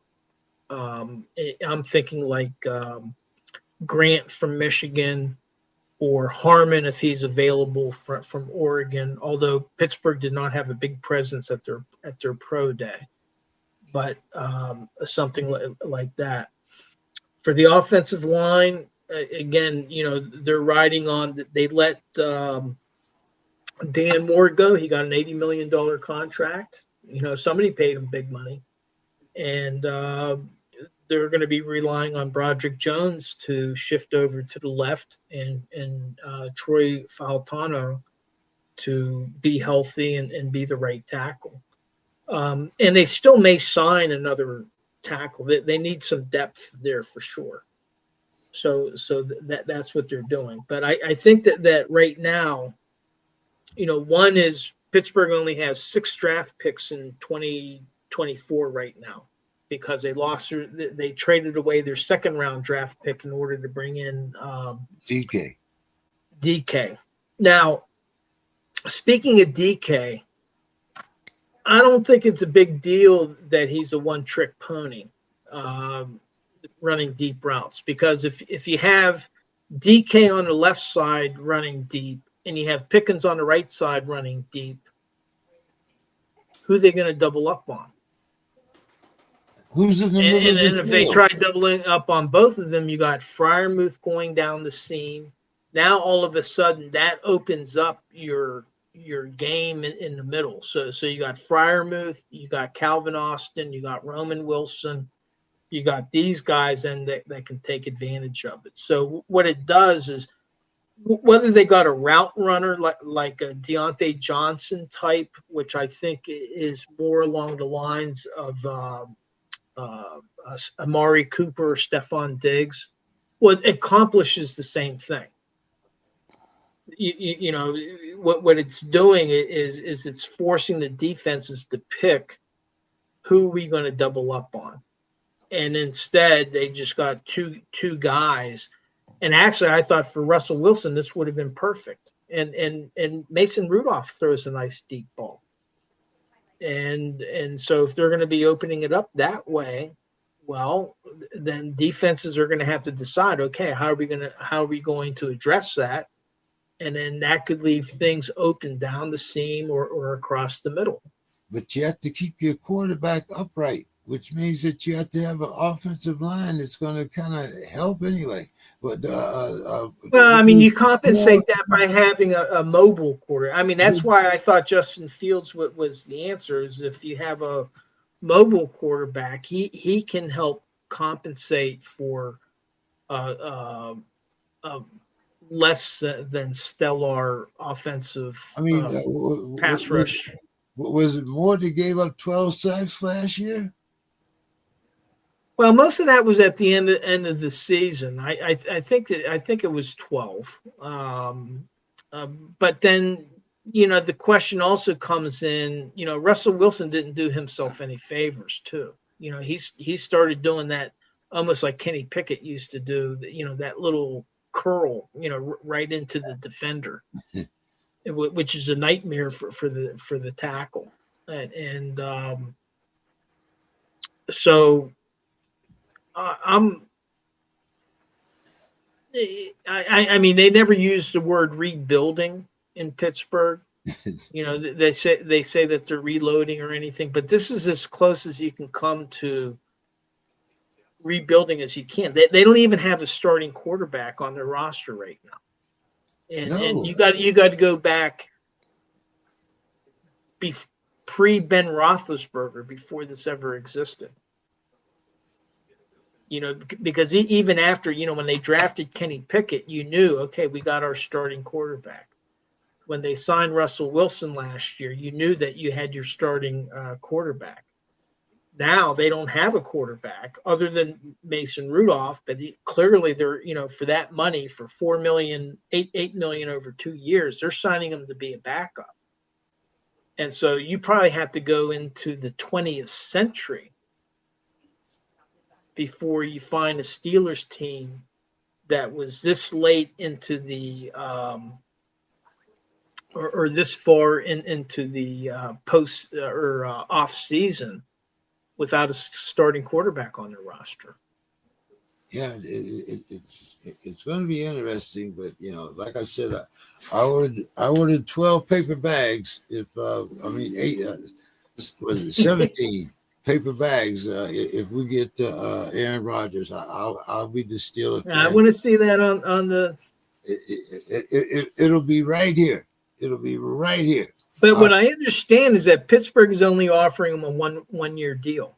Right. So if the Giants offer him a 2-year deal, I don't know. It's going to be interesting what happens. This is just unprecedented for the Steelers. This is kind of unprecedented. I think, isn't he asking for over 30 mil too? Well, he had originally said he had talked about 2 years, 90 million. He had thrown out 45 million, very, very early. And it was just like a throwaway comment that he made. Now they're talking into the 30s, but we won't know until he signs, and then we'll find out the details of when he signs. 45 million. He was really smoking something that day. I don't know. It might have been something. Might have been something a little stronger than ayahuasca. He ordered the deal. But guys, I have one question that I didn't get to before we started, and I'm going to just throw this out there real quick, see what you guys think.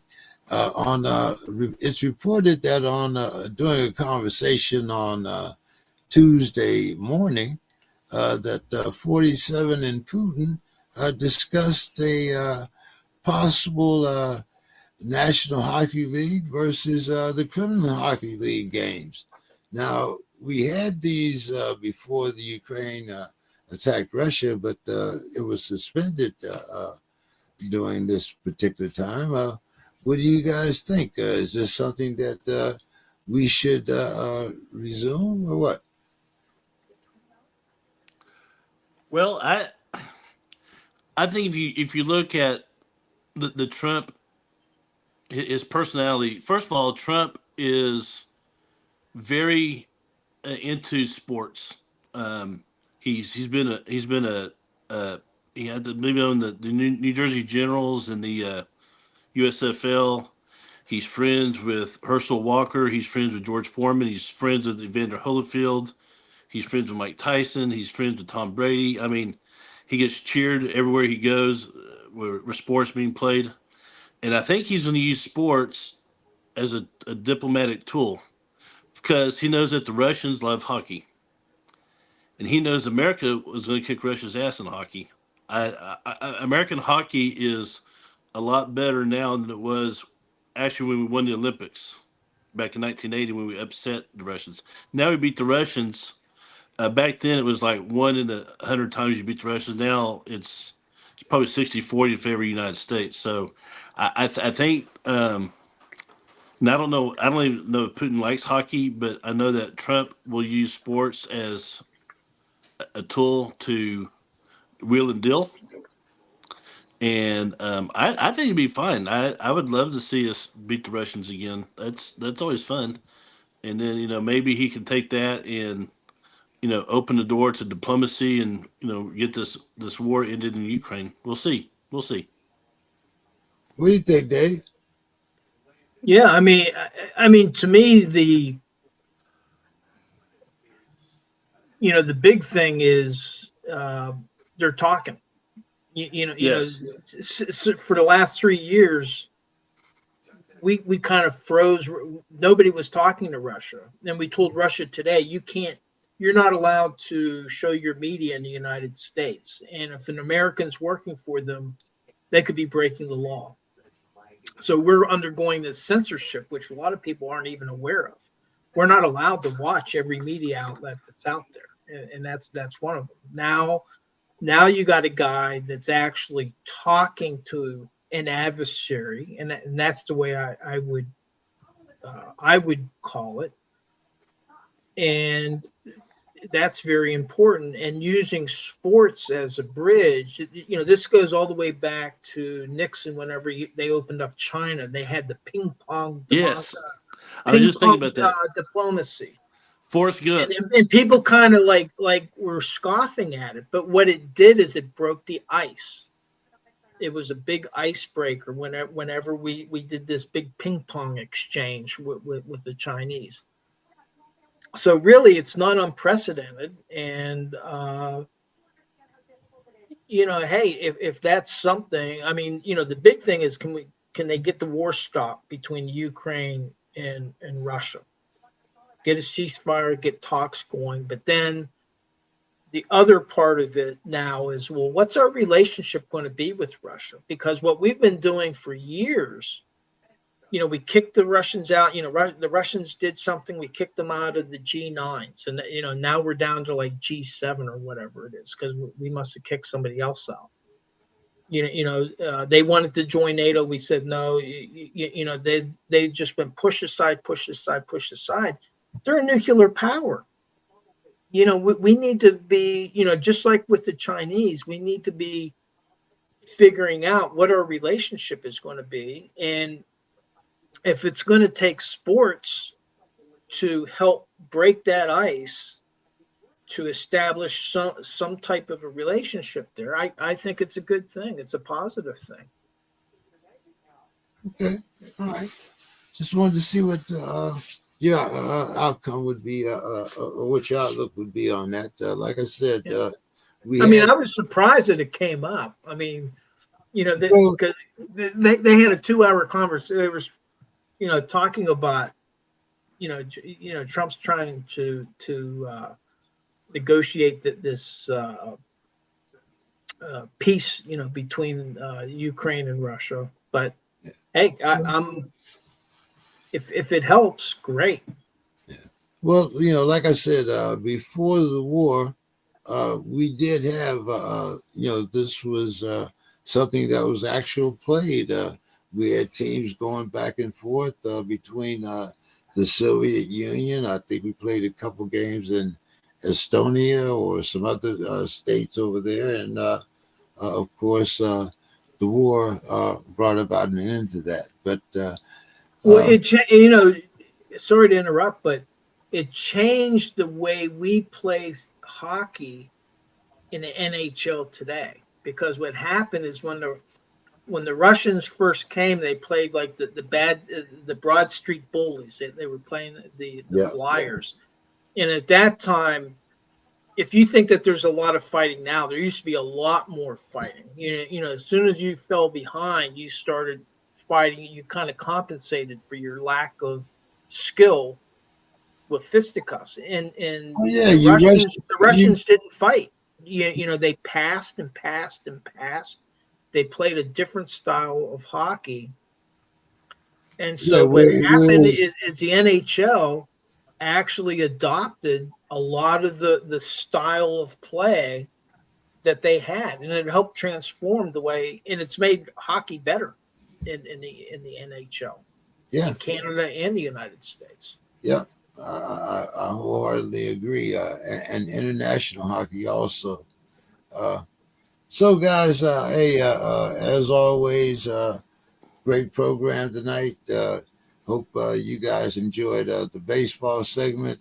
Sorry that Demetrius missed it, but I think we're going to go to you, Dave.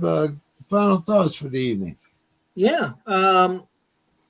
With the Steel, it was all this uncertainty with the quarterback situation with the Steelers. It's really thrown fans for a tizzy.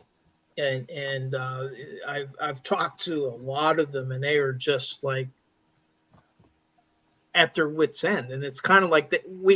As fans, we really have no control over what the Steelers end up doing and what the players decide, because under free agency, the players have some say. But it's good to find a distraction. So tomorrow, the NCAA wrestling championships, NCAA Division I championships start. President Trump is supposed to come stop in. It's going to be in Philadelphia over the next 3 days. And to me, wrestling is one of the most pure, one of the most toughest sports that there is, because it's just you and the other person on the mat. It's not like a lucky punch that does it. It takes a lot of skill.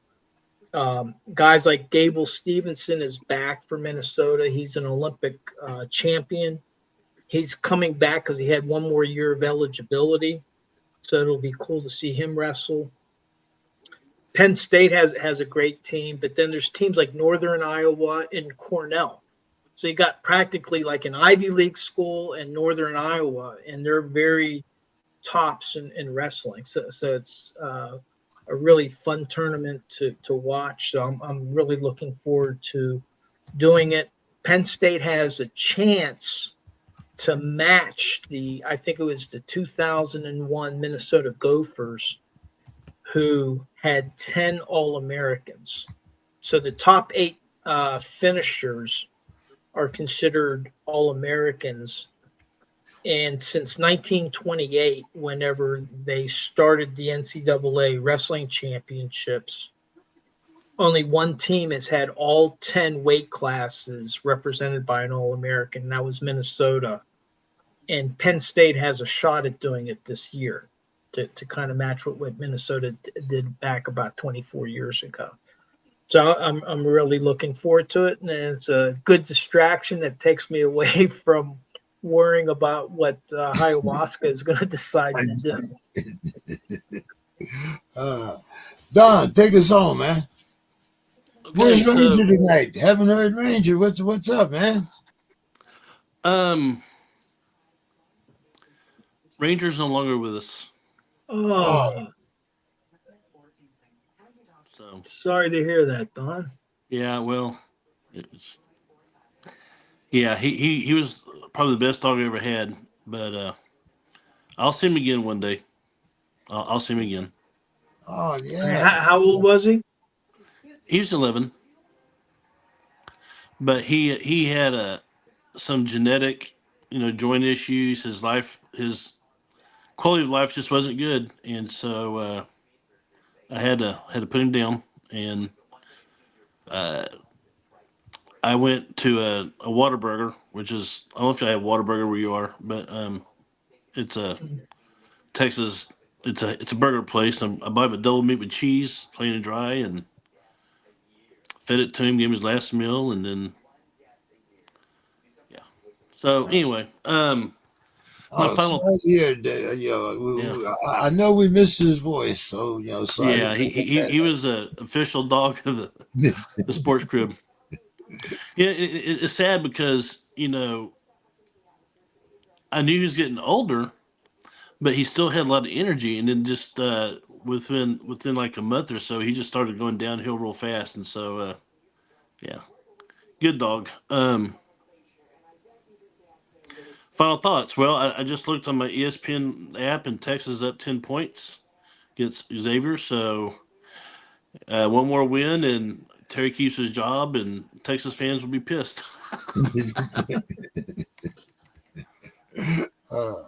Hey guys, as always fun.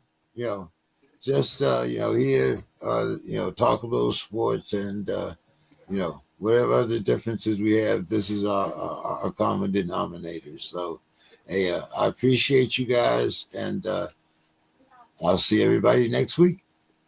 All right. Hey, take care. Really enjoyed Jack Moore. That was nice. Yeah, you guys let me know. I'll bring him back whenever you want. Yeah, but let's get the other crew singing. I know Demetrius is a big Detroit Tiger fan, so yeah, maybe I'll see if I can get a wrestling guy in too. I don't know, There's always some guys running around the web. So, we can have some guests. Now that football season's over with, we can have a few more guests. So, I'll be working on that also, guys. So have a good weekend. See See everybody you guys. next. Take care.